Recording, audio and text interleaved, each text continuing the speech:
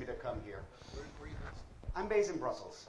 Thank you. And I have a full-time job at the European Business Innovation Center Network, which is the leading network of innovation-based incubators in Europe. And with words that I've heard today, I have a hobby right now, which is the Business Incubator Magazine, which is hopefully going to turn out to be a successful business, but it's an adventure that I've launched 10 months ago, and we're into issue 3 now, and we're looking forward to going to the 4th. Just when Les called me, I was trying to understand what actually entrepreneurs and incubator manager or staff people in the clean tech sector could find actually interesting, and what they should know actually about Europe and what is happening down there, as I believe the situation is very difficult to interpret right now. And I wanted to talk a little bit about that, then explain how the industry, the incubation industry, actually works down there, and maybe give one or two very quick survey on a couple of things that could be useful for incubators and for the entrepreneurs here in the US if they're looking into Europe as one way to expand their business. So let me go further here. Yeah, these are the 3 things we're going to talk. Now, these are group photo of the heads of states of the European Union, I would say, with the institutions out there. You can see Schulz, you can see Mr. Monti, you can see Angela Merkel. Everybody seems to go and be very, very happy, and they're all working up together, but the situation is quite different. The situation is quite different, and here you see Mario Draghi, the governor of the European Central Bank, with a clear expression of what has been done. So it's a complicated situation down there right now. And it's complicated because the complication was very much self-inflicted in 1957 when the Treaty of Rome came up and the Union started, actually. So how complicated it is, it's that complicated. All right? Now, this will show you which countries are actually in the European Union, which one are in the Eurozone, which one are in the EU Customs Union, which one are in the European Free Trade Association, which one is in the Schengen area, which regulates the free movement of people inside, and the whole Council of Europe, which encompasses all. Now, the difficult part of this is very strictly that right now Europe is looking at 27 countries. There will be 28 in June because Croatia is heading to come in. But for instance, if you look at the European Free Trade Association, you have non-European countries that are not belonging to the European Union inside. The Schengen area, I think it's 25 or 26 countries now, but 5 are not Europe. So they have agreements besides.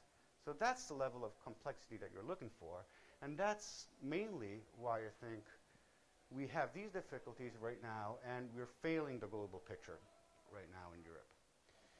And the main reason why, when I tend to speak to someone who says, I want to come to Europe to do business, I ask them where in Europe?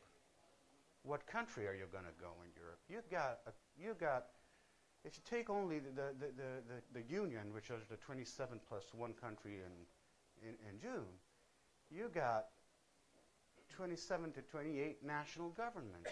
That means 27 plus legislations. There is no common legislations on the IP rights, how to file it, where to file it. You can file for an IP in Norway, but not have it recognized in Italy. You can have. It's a complicated situation. Whereas I say to entrepreneurs, come, of course, but tell me where.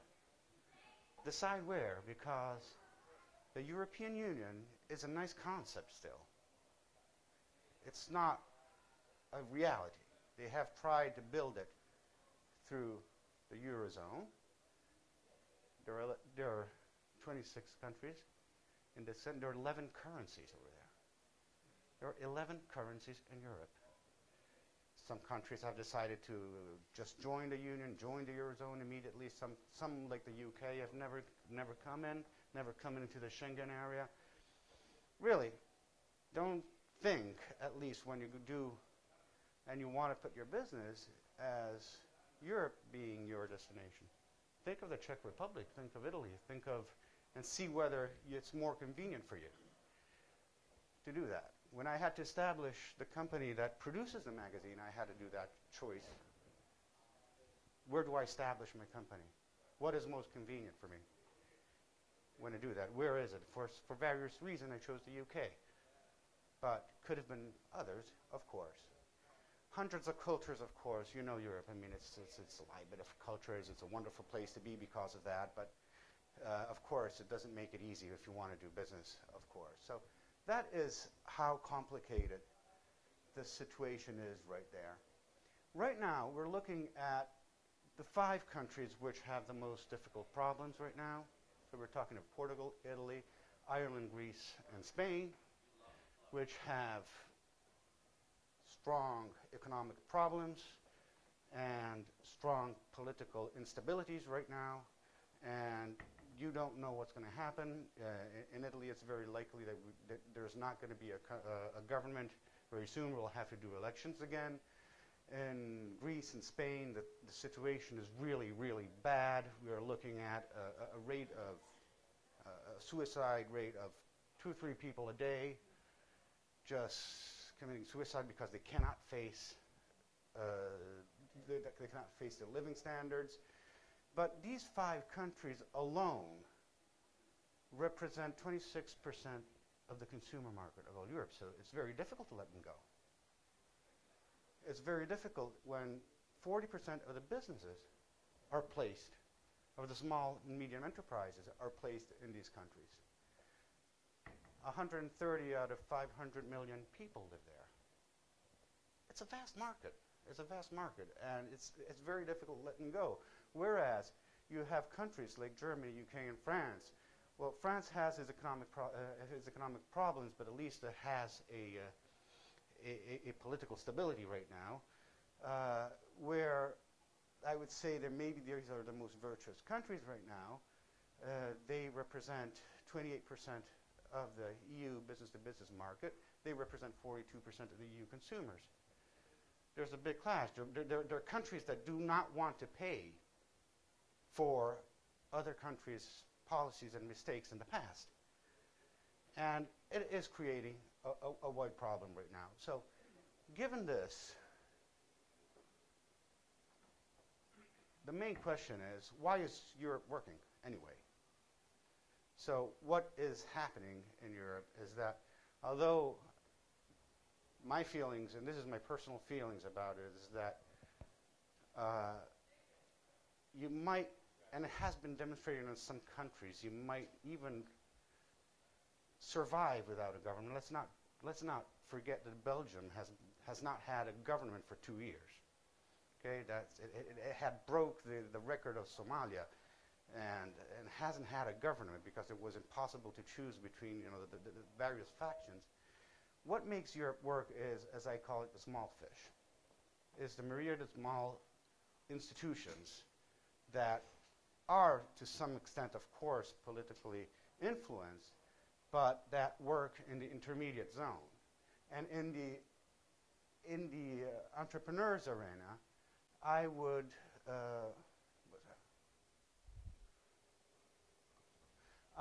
of course mention what the networks and the incubators, the accelerators, the science parks, the chambers of commerce, all those that are actually quite strong institutions over there, and they're very well recognized at the local level, and that make things actually work.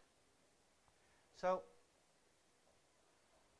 the question is, who can help me over there? So, the situation is what it is. It's not an easy situation. And if I wanted to give some practical advice, I would say, okay, fine. You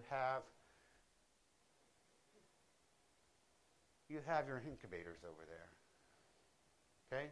You do have a set of organizations, and this is how the ecosystem over there works, where every country, more or less, has his own incubation network, or science park network, or an organization or network of institutions which could help, for the good or for the worse. I mean, I'm not giving comments on who does what and how they are, but here there are a few of them which are the Austrian ones. The UKBI is the UK Business Incubation Association. ANSES is the Spanish one. Retis is the French network. And they all do their work in their own country. And on the other end, we have a network, which is the European BIC network, which is actually where I happen to work and which is paying my salary right now and gives me a living, which has the aim actually of networking the best incubators in Europe. As you can see, this is an old map, so it's not really up to date, but it can give you an idea of where we stand. And we are very strong as a network in the old, let's say, countries where the structural funds were actually providing the first funding for the incubators. So I'm talking of France, Spain, and Italy. And we have good representations in the eastern part of Europe, not so strong in the Nordic countries besides Finland. And as you can see from this map, we are starting now to have a global outreach. So we have started to get members in Northern Africa, so that's Morocco, that's Tunisia. And the Middle East, we have members in Lebanon, in the Emirates, in Jordan, and Palestine right now. So who are actually being networked. But we're going even further. We have seen the necessity of connecting with incubator networks and incubators which are even much further away. So we have done some work in way out of Europe. We'll tell later where exactly. So we have an accreditation scheme that we are very proud of. This accreditation scheme, which is, let's say, backs the ECBIC label, is something that we're running for 10 years right now. And it's we're very proud of it because through this, we make a selection of what we feel are the best incubators in Europe that are willing to join our network. And here you can see a few, well, this is the typical deal flow between 2010 and 2011. So you can go through the numbers, but probably the interesting figure is the selection process that starts from the first contact, and the first contact that the network has out of close to 100,000 people which are asking for services, to the final startups that are created, which is 5,500. So there is a 5% conversion rate there, which means that, I don't know if it's the same experience that you have in the US, but it means that 5% of the ideas actually are turned into a business in a specific year. And that means that there is a selection process which is very, very hard and very, it's a very selective process actually. And that I think we can justify through the selection process the survival rates that we measure over there. So these numbers come from 10 years of assessment that we do every year. So every year we set out, we ask our incubators in the network to fill in a questionnaire of 170 questions, and we get that data, and we're able now to provide these figures, which are I believe, quite realistic. And through that, we deliver all type of services going on to benchmarking and so on. It's like the 150 incubators that I'm talking about has raised 300 million euros for companies. That is the breakdown. Now that 50% down there is quite worrying because I just put it under the category others. Now when the 50% is others, you want to really understand what's in there. And so I just made a few questions, and that's mainly governmental grants to entrepreneurs. So you can see that anyway, going up, region governments are still supporting through grants and through grant schemes, through the incubators in Europe, the incubatees and the selected companies. Typical physical incubation. Here I have to be very aware. For us to be part of a network, you don't need to have a physical incubator. And I strongly agree with Les here on the fact that virtual is a reality and virtual is a real possibility. I'm not saying that they're not useful anymore. There's some specific conditions where incubators are useful, but you can see the trend in the last year of the average occupancy rate going from 78 to 63%. So that probably is also an indication that you really nowadays need less of physical infrastructure, and what you really need is soft support. The average incubation time has also gone down from 3 years to 2.5. So that also is another indication to show us that also our incubators are thinking actually of going virtual. And these are the figures for the value for money, which is quite an interesting figure. I mean, and if you consider 10,800 euros to create a job through an incubator, that's really cheap. That is cheap. And I want to get back to what the previous speaker was saying about the fact that, and I agree to the fact that there is a difference in the, I say, in the time perspective that a politician has, which is midterm, it's 4 or 5 years. You got to get reelected, so you want to show that you have created jobs in 4 or 5 years, and the long term that is needed to create those jobs in an incubator and to show for actual results. Now, this is an interesting figure because if you compare that figure with, let's see, average. The Eurostat, the European Union, creates statistics every day and every year about the labor statistics, and I was able to show that the tax inflow for 1 year of those jobs created in average in Europe is 9,300 euros. Now, if you have a public financial contribution of 7,800 euros, that means that the government gets its money back in less than a year. That's exactly it, which is quite good. And that is only counting the income tax, the European income tax. Now, they're much higher than here. I mean, I pay 48% of income tax, so it's one of the highest in Europe. But anyway, it's an interesting figure. If you span that out to a 10-year time, the ROI builds up to a figure between 8 and 9.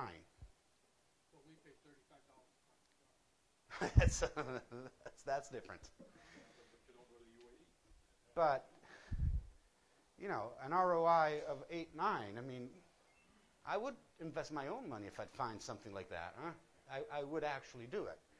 So that's an argument which we can actually follow up if you have to convince your local stakeholders to put money in here, to put funding. And I believe that public funding in the incubators is necessary. I strongly support the private part of it, but I strongly believe that incubators are fostering a public sector mission. So there must be some funding coming from that because you're doing good to the community that you're supporting. So that is one of the arguments that we're starting to use in Europe to convince people. So this is the label that we are managing.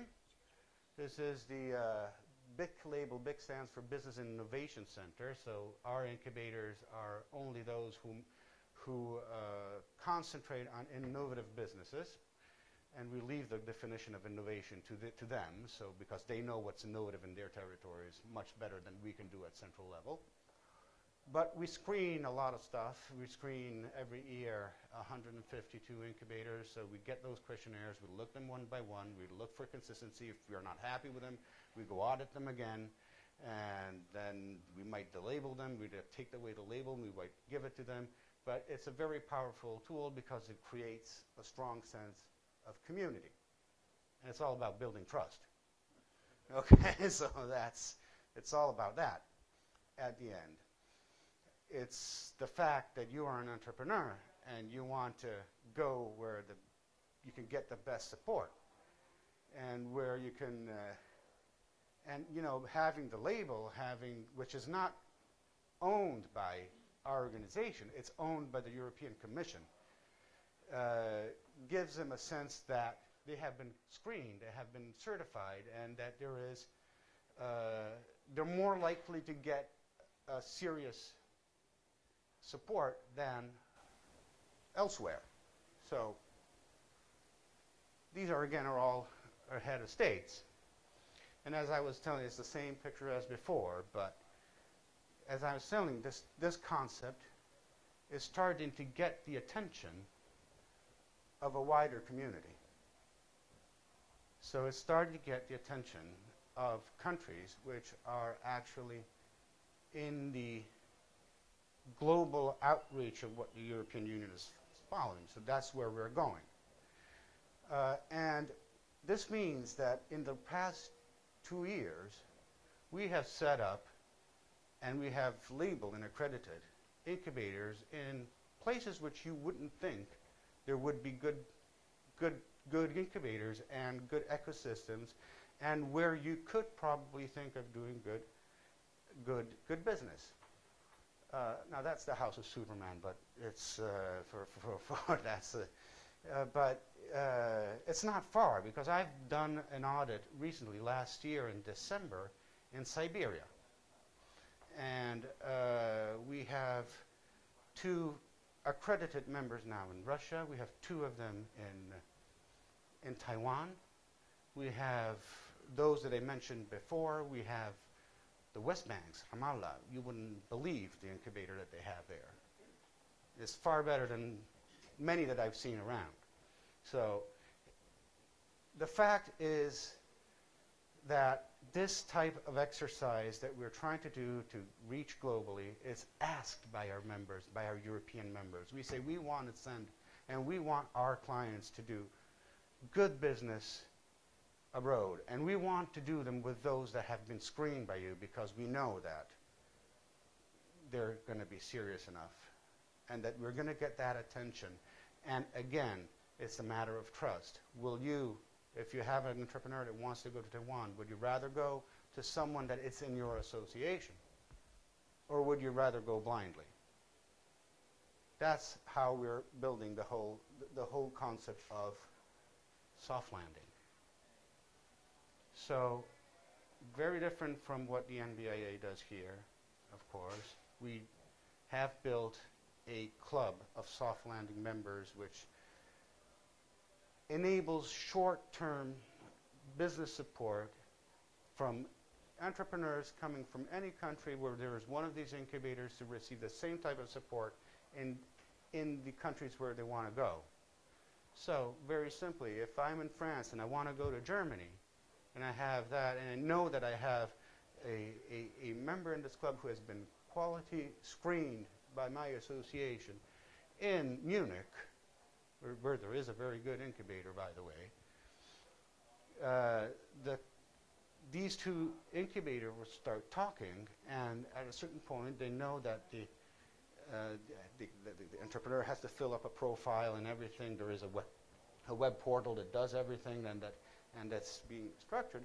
We know that that entrepreneur will be treated as one of ours by the person that's there for 5 days a week, 2 weeks, 3 weeks, whatever type of support is needed. Logistically, very simple type of support. You have a working space for you, and they can set up business meetings for you. They can set up like more professional consultancies on what you've got to do, what you won't want to do. But it's really targeted support for incubatees that want to go abroad through the network of incubators. This is working. We launched this last year, and it's working. It's starting to work, I must say. It's been, of course, the launch period and test pilot project period has been developing, but we are having now the first successes. And the first thing we can show of, like an Irish company that went to France and got an investment of €1,200,000 to do business in, you probably know the incubator in Montpellier, but it's one of the most famous over there, one of the most renowned. So,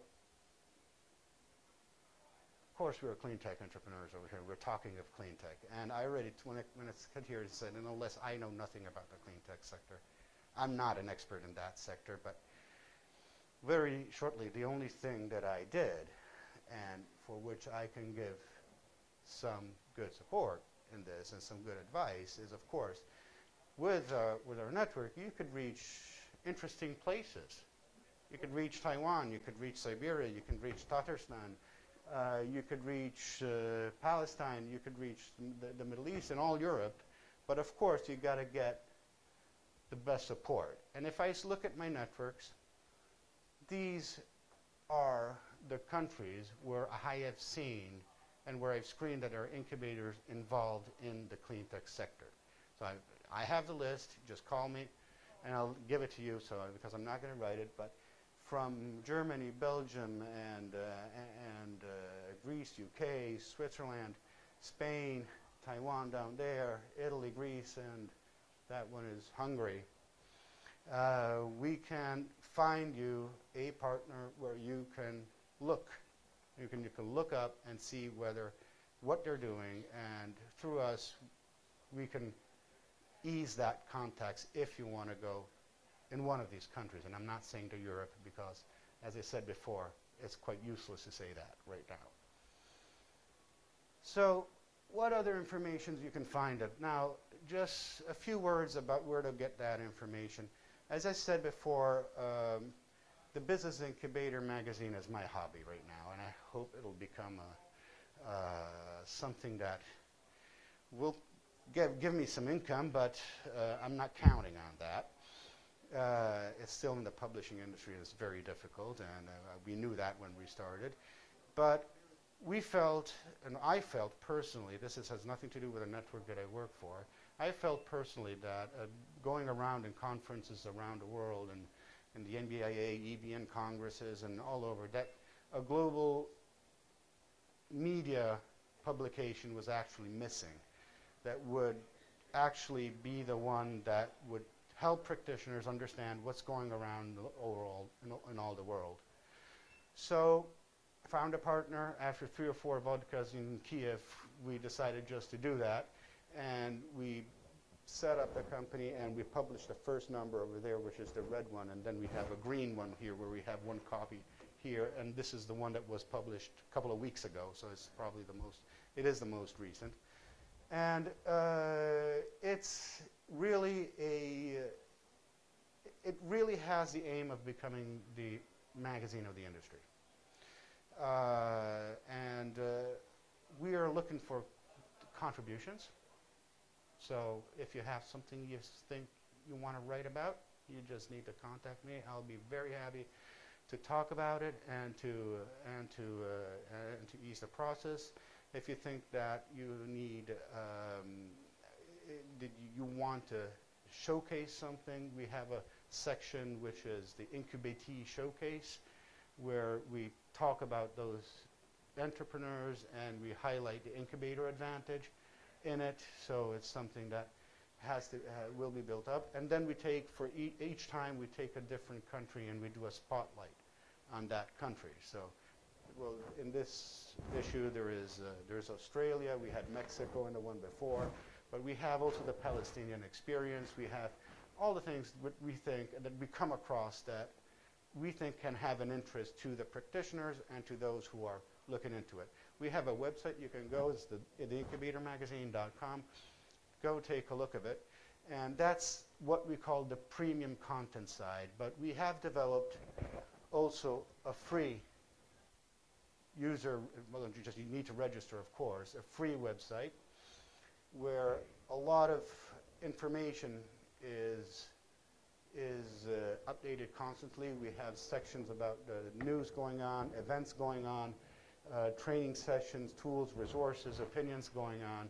So you're welcome to go take a look, register on this website, be updated about it, and if you're interested, there's always the possibility to get the premium content on the magazine. Last, of course, but not least, this is the EBN, European BIC Network website, where you'll find the information about the network I was talking about before. And this is it'll be strongly revisited. I'm saying we're killing this website to do another one in July. We'll start the whole process. It should be quick, but it never is. So it's usually quite low. But you'll get the information of. You have a member directory, so you can find the incubators that are networked directly in the directory. It is free to all, so you can just go and check who's around. That's it for what I had to say. My contacts, I'm on vacation, so I don't have business cards. I am sorry. But you can get all the information. You've got all my contacts over there, and I'm usually a very accessible person, so you can disturb me anytime. Thank you very much.